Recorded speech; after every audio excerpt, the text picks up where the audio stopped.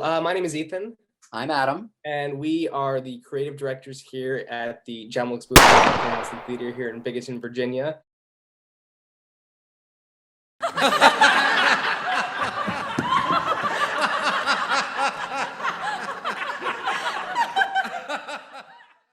We have a certain amount of money that we now get to invest into a new production, and we are looking for some really interesting, new, diverse, really creative pieces to bring to our lovely small town. So we've been working for the John Wilkes Booth Memorial Playhouse for a long time, and like very long time. And if I could just speak to the mission of this theater briefly before we get more into the productions we've elevated. John Wilkes Booth was an actor first and foremost, and he, acting was frustrating for him. Misunderstood actor. Misunderstood. He, because his artistic visions weren't realized, he was pushed to do, I would say, some questionable things, and occasionally a graduation. Yeah, occasionally graduation. And I think that that what's really gonna elevate our theater to the next level is hopefully one of the pieces that we're gonna see in the next little bit. People love the theater here. We frequently sell many of those seats in the house. Always sell some most of the time. Mm-hmm. So I think getting something new is really gonna bring people in.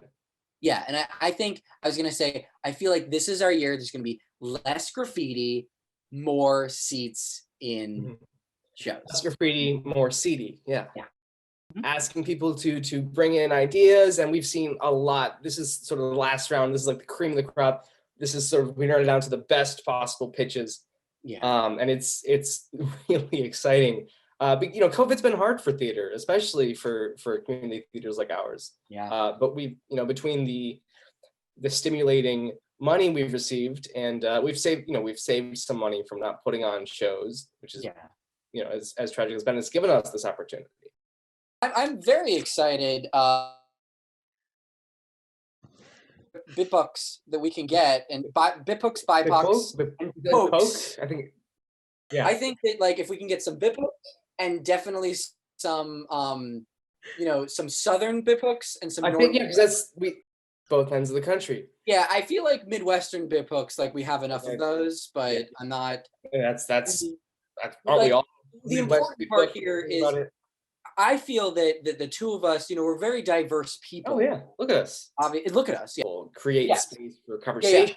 For a meaningful thing that is all for show, that is meaningful. Yes, exactly. Is exactly what we're about.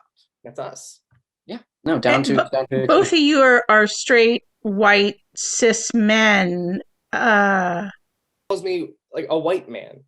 Mm-hmm. I do have privilege, yes, but I've also, my skin's a little bit darker. I face oppression every day. You do, and as being a Jewish American in the theater, I mean, I don't even know where I can find another Jewish American in the theater. You are really alone. You're drifting. You're just looking for companionship in the theater. They're lonely days for me. What dollar value are you going to give to people? I mean, can you put a dollar value on art? So, I mean, the whole idea of giving money to art really cheapens art. Mm-hmm. I mean, we do have a substantial amount of money that we can give, a whole, so much, like a whole $300. Extraordinarily diverse individuals, and so what they have to show us is really going to have to broaden our perspectives, which is incredibly difficult. I mean, theater is transformative. Theater is evocative. I want something that will really change my worldview. Yeah. Now, will that happen? Who can say? Yeah, I want to shit myself seeing some of this, and I've got 6 pairs of pants extra back here for that express purpose. I don't know that I'll need them, but I hope I will. I haven't shit myself in hours, and I'm hoping that they really bring some shit. In hours? You're having a good day. Wow. I am. I think I would I'm like to proud of you. encourage both of you to keep your pants on, just during the presentation, just so No, we don't no. have any Yeah, miscommunications of course. Yeah, in the no, Me Too era. yeah, you no. know. If you, I can go put some pants on if that's what you need. I'll. And But I love a good, if someone could bring in a good drag Like piece. a That's something farce, you- maybe. Yeah, like a drag. little, like a silly little, Right. thing and Little whatnot, thing. I can speak from maybe a different perspective than you can. I think there's a lot of drag out there, and maybe we don't necessarily want to, that's already been highlighted. So that maybe be a little too bold for us, is what I'm Yeah. saying. I see what you mean. We want to be diverse, but like, there's a limit. Come on. It's like diverse. We want BAPOC. We want diverse. I think it's the hook. Yeah, BAPOC. Sorry, oh my god, I'm so sorry. Yeah, We want you have to be BAPOC, respectful. but we want, but like, is drag, like, is that like so diverse that like are people gonna be like, oh my god, what are you And then doing? won't come and we wasted the money. That's what yeah. Yeah, but how many times can you put on 42nd Street before it becomes, Yeah. It's a classic. But that's a good point. We do want to sort of bring new things. That's why we're here. Although, with that being said, we do want new things. But that being said, we could just do 42nd Street. I mean, we'll obviously look at everything that everybody has, but like, right. And maybe we can do like a mashup of like sorts. worst case, we'll just do a chorus line followed by 42nd Street, right? Like that's, What if for 42nd Street you made it an entirely black production? But this is New York in the 40s and 30s. There's so black. While we would want to do, while we appreciate the idea of doing an entirely 42nd Street, there's a certain, like, we have a responsibility to history. Yeah, we don't want to. Yeah. So when Otto Preminger did Carmen with an all black cast, that in the 30s. Do you have proof that happened? Any of the people moving forward to present to us, that they should be relaxed and that they should enjoy themselves. And, and like, this is all part of the artistic process, with the caveat, that if, they screw up, it's a really big problem, and that they should take this very seriously, and that, we do not accept any mistakes or failures. These people have worked very, very hard on their pitches, and they should know that we commend them for that. Any art that you make or create is incredible, and you should all be very, very proud of yourselves for doing this and for coming to us. That being said, if it's not good, go to hell.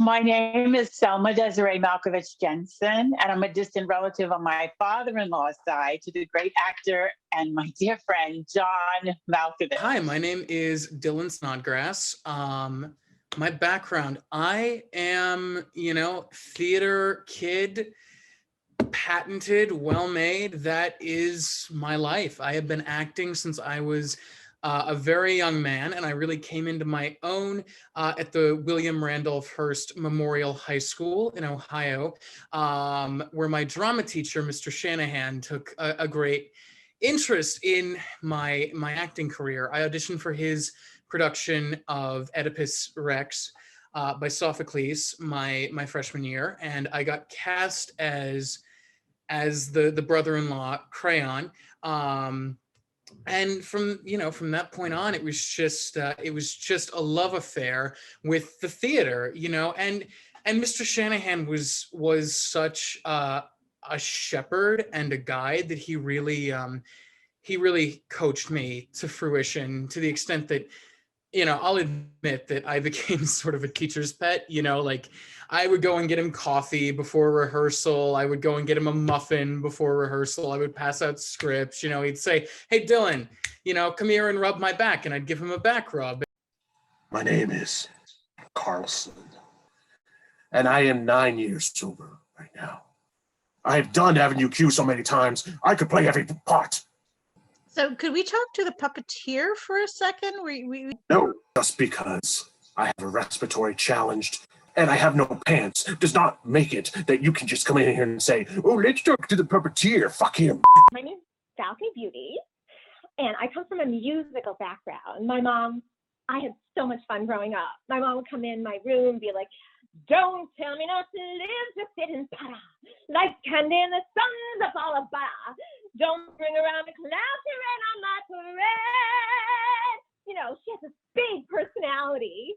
And I just wanted to be like her, you know, because I obviously got her beautiful face and gorgeous hair and just wonderful, tantalizing, enchanting voice. So, and great skin, and I don't look a day over 30, even though I'm... Yes. I am Kaiser Rudoph Othos Stanislavski the 23rd. And Konstantin Sergeyevich Stanislavski is my great grand uncle. Indeed, it's impressive, isn't it? Well, the theater obviously runs in my family.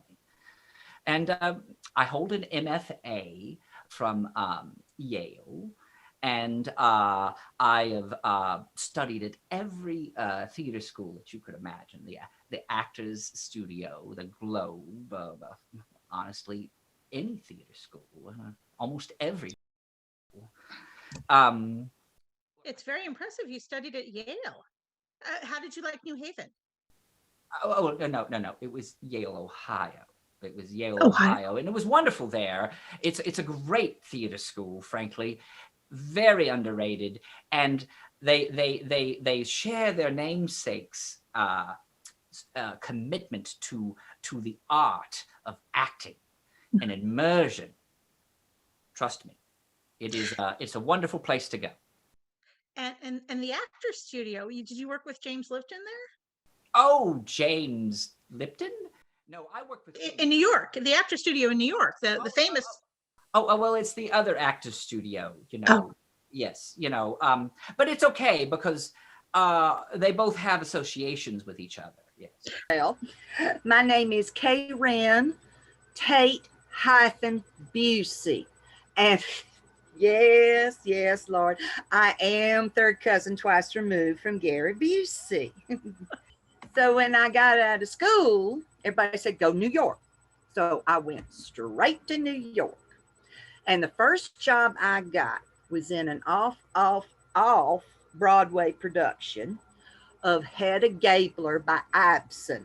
I was playing the maid because I was the only one that could fit into that little tiny costume they wanted you to wear. That was a lot of fun, except we did close at intermission on opening night. That brought me in to television and movies and soap operas. I'm sure you've seen me. You know, I'm the one in Under the Sheet in the Gurney, and also played accident victim number 12 in Law and Order. So we just want to let everybody know that, you know, we love all these different ideas, that people should feel relaxed and they should feel, you know, we want them to succeed in their pitches to us. Yeah, we are here for them. With that being said, like, this is extraordinarily serious, and if they don't take this seriously, we're gonna kick them fucking out, because this is theater. I'm just fucking out of the building, out of this fucking city. If they cannot act like goddamn fucking professionals, then they might as well just be on the goddamn fucking street. But this is amateur theater. Right? No. This is amateur, and we are here for them. Absolutely. So, everyone deserves a chance here, but it's also amateur. It's theater. Yeah, but theater's not a joke. This is our whoever thinks this is a fucking joke can get the fuck out. This is fucking art, and we're gonna fucking treat it that way.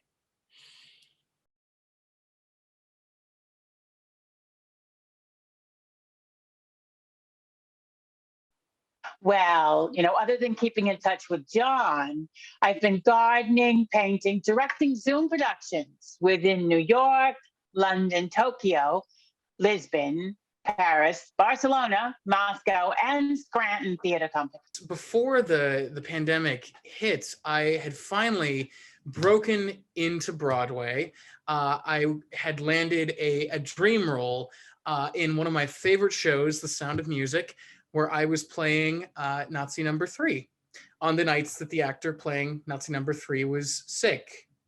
It was directed, of course, by the late, great Rupert Affleck, the third cousin twice removed of Ben Affleck. We're all controls. We are all being controlled. Wake up. You're a sheep. You are.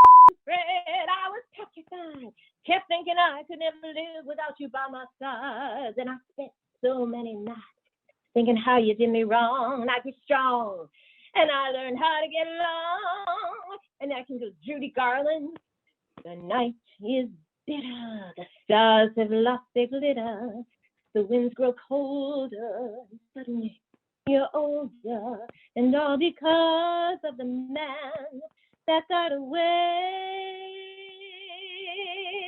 Oh, well, of course, I've been studying my technique, you see. Well, as my great-great-great-great-great-great-great-great-great-great-great-grand-uncle would say, with the given circumstances, we must ponder our objectives and, frankly, honestly, our super objectives. To be insensitive, but you've mentioned, and a little bird told me perhaps you had put on some weight recently.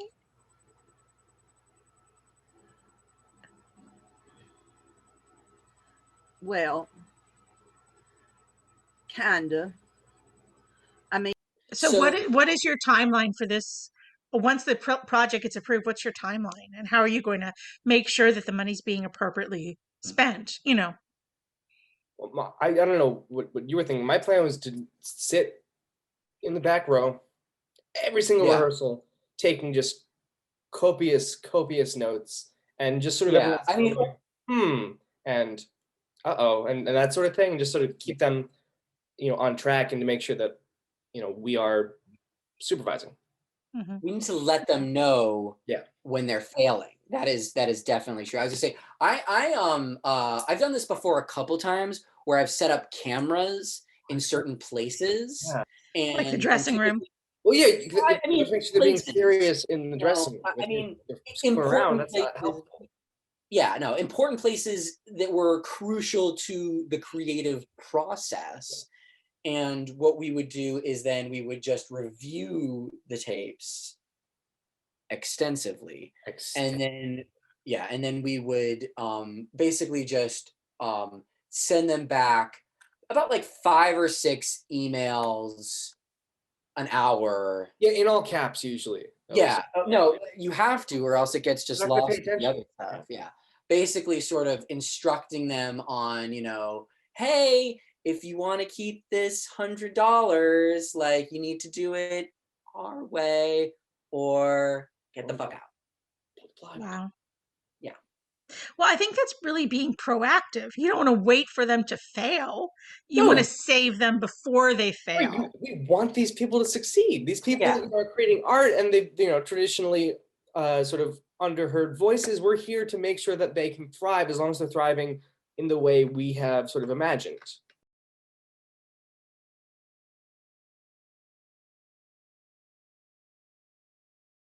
Where to begin? It's a musical tragicomedy melodrama, sci-fi mystery about the life and times of John Hancock, written in iambic pentameter. I mean, if that makes symbolic phallics on stage, and a Greek chorus dresses chickens with huge erections. Brought up in a brothel on a shipping vessel and cannot read or write, but is taken in by a rich captain who calls him Cocky and teaches.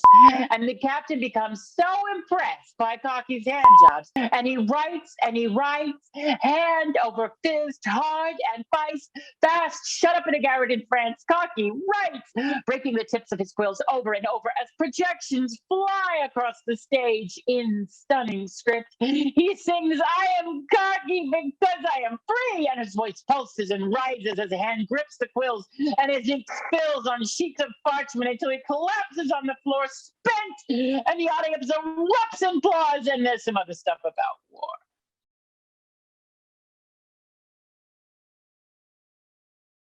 Of Greece, but we're going to do my Greece a little bit differently, and I'll get to that. But Greece, as it is with like the "Hey Sandy," you know, the John Travolta Grease meant a lot to me because it was my junior year play in high school, and junior year in high school was great. I made the honor roll all 4 quarters. I was Mr. Shanahan's TA for his acting class. It was a wonderful experience, but I believe that Greece, as it currently stands, you know, it's being limited by this sort of 50s throwback setting. So what I'd like to do is sort of like a Grease variation, you know, where like every scene of my Grease will be a different genre, you know, like one scene it'll be Grease in space, you know, and Danny is Darth Vader, and Sandy is Uhura, you know, and it's like, "Hey cyborgs," you know, and instead of muscle cars they'll have UFOs. Ibsen's play. Do you know it? No, you don't. You don't know it because no one does it properly. I believe Dollhouse should be made about puppet liberation. The show that I want to put on is Balcony Beauty sings Cabaret. So Cabaret is so wonderful because you can do any type of music. And as I was singing earlier, I can sing everything from la da da da, Lady Gaga, da da da, da da, come on, my poker face. He's got me like nobody. Down, da da da, da da da. I can do that in Adele, you know, Adele. Oh, someone like you. Oh, I'll find someone like you. And then I can do like, maybe this time, you know, Liza Minnelli, the big star, maybe this time he'll be lucky, I'll be lucky. Maybe this time he'll stay and he'll be lucky to get me. He better believe it. And then I can even do like Joan Jett. Can you imagine people see me as Joan Jett sometimes? Because they know how versatile I am and they see how much love and expression and energy I have in my face. I love rock and roll. Put enough. Well, this is quite special, I have to tell you. Imagine Death of a Salesman now meets Everyman. Oh, yes, I know. The title is Death of Everyman. And now, imagine this. The theater goes dark. The audience is left in an uncomfortable silence for a full 2 minutes. Just when everyone is starting to sweat and wonder what's happening, Willie Loman enters. Weary from the road, Everyman, yes. He's sick and dying.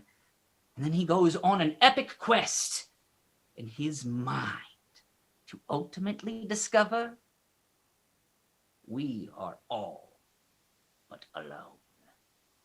Adapt my book for the stage. And, you know, since it's an autobiography, it's all about me.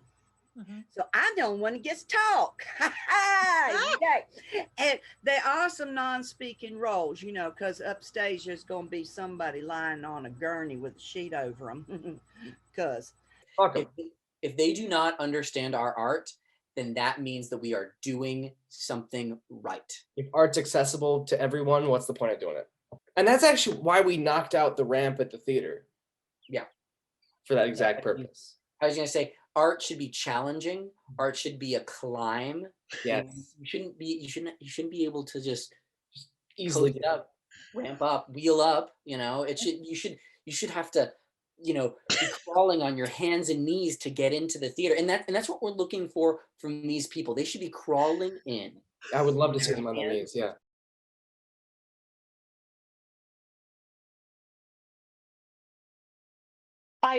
But I did 10 out of 10 and they fully grasped the concept and they understood the nature of man and the penmanship, and I was so excited.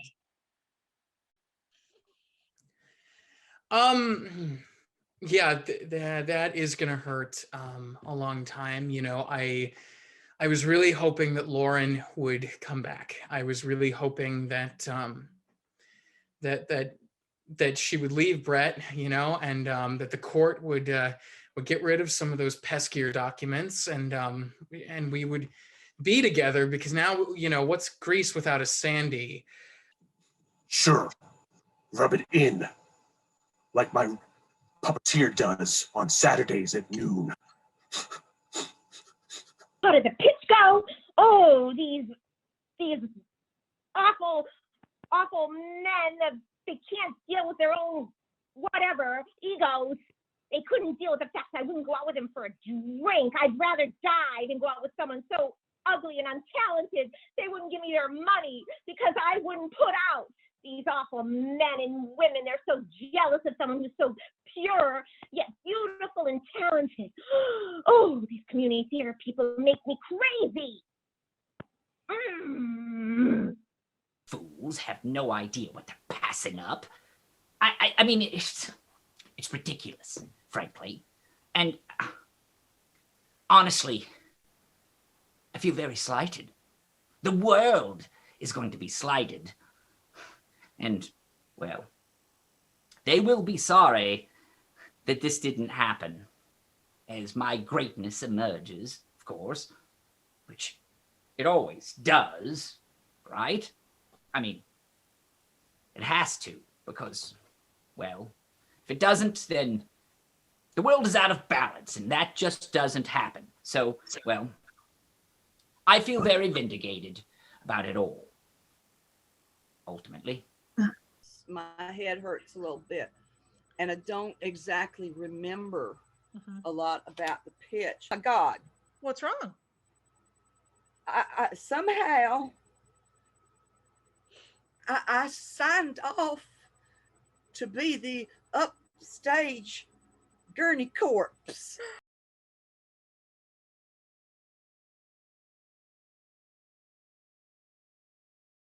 Accusations of bullying and only putting on white productions and keeping all the money for the organization and not giving it to the actors or the cast or the crew, and just not really putting forth people of color, people who are genderqueer, and women who they're not attracted to. Well, I would say that you know, that, I mean, that is astounding, and you know what I would have to say to that is those people are, you know, terrible people who will burn in hell for what they have done to our theater and our stage and this and that, and for our art. And Our you know, art. I cannot say any more bad things about those people. Now, what we're trying to do is something that's entirely different. You know, when we don't cast an ugly person, it's not just because they're ugly, it's because with the look that they have. They're perfect for a different production, just Yeah, not ours. yeah, it's perfect for a different production. It doesn't match our production. When We've got a vision. We have the characters of the characters. Yeah, when we are casting a show and a person of a different race auditions for a part that doesn't fit them, it doesn't fit them. It is not racist as those other groups are. Those are. We're not terrible people. Strongly enough, they are. We're just being, you know, about the play. I feel like this question sort of pointed. Are you Yeah. trying to sort of dance around my all-white production of Hamilton? That's a diverse show, and we wanted to make sure that white actors had a chance to perform in it. What he did was That wasn't groundbreaking. racist. It was transformative. Groundbreaking. You did have that one woman over 35, which I applaud you for.